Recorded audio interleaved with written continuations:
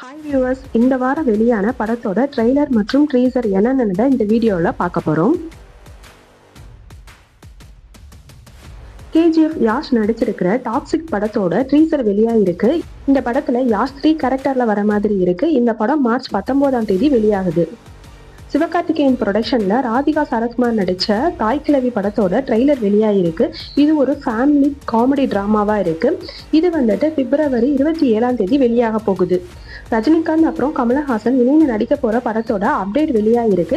இந்த படத்துக்கு நெல்சன் குமார் இயக்க போறாரு. இந்த படத்துல அனிருத் இசையமைக்க போறாரு. விமன் நடிச்சிருக்கிற வடம் படத்தோட ட்ரெய்லர் வெளியாயிருக்கு. இது ஒரு வில்லேஜ் பேஸ் பண்ண ஒரு படமா இருக்கு. இது மார்ச் 6ஆம் தேதி வெளியாக போகுது.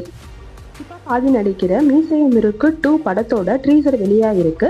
இதுல 3 ஜெனரேஷன்ல வர மாதிரி கதைக்களத்தோட கொடுத்துருக்காங்க. த ரைஸ் ஆஃப் அசோகா படத்தோட ட்ரெய்லர் வெளியாயிருக்கு. இது ஒரு தெலுங்கு திரைப்படம். இது தமிழ்லையும் ரிலீஸ் ஆக போகுது.